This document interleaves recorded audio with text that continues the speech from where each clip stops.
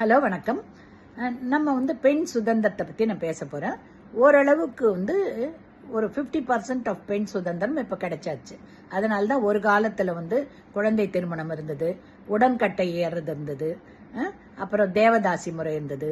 இது எல்லாத்தையுமே நீக்கிறதுக்கு எத்தனையோ பெரிய பெரிய தலைவர்கள்லாம் போராடி இதுலேருந்தெல்லாம் பெண்களுக்கு விடுதலையை வாங்கி கொடுத்துருக்காங்க.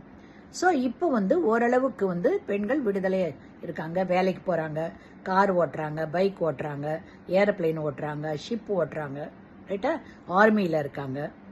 ஸோ எல்லாத்தையுமே ஈவன் ராக்கெட்லலாம் போகிறாங்க, ரைட்டா.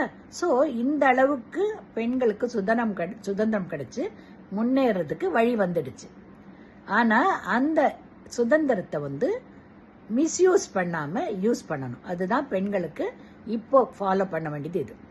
ஸோ பெண் சுதந்திரம் இருக்குங்கிறதுனால ஒரு லிமிட்டுக்கு மேலே அவங்க போனாங்கன்னா அதுவே அவங்களுக்கு டேஞ்சர் ஆகும், ரைட்டா. அதனால் கூடிய வரைக்கும் அவங்க அந்த லிமிட்ஸை ஃபாலோ பண்ணணும். அதே நேரத்தில் அதை நல்லபடியாக யூஸ் பண்ணிக்கணும். மிஸ்யூஸ் பண்ணாமல் யூஸ் பண்ணிட்டு வாழ்க்கையில் முன்னேறதுக்கும் பார்க்கணும். அந்த பெண் சுதந்திரமாக நல்லா படித்தான்னா தன்னுடைய அடுத்த சந்ததியை மேலே கொண்டு வர முடியும். அதனால் அந்த சுதந்திரத்தை நல்ல விதமாக யூஸ் பண்ணிட்டு டாப்பில் வர்றதுக்கு பாருங்கள். ஓகேங்களா?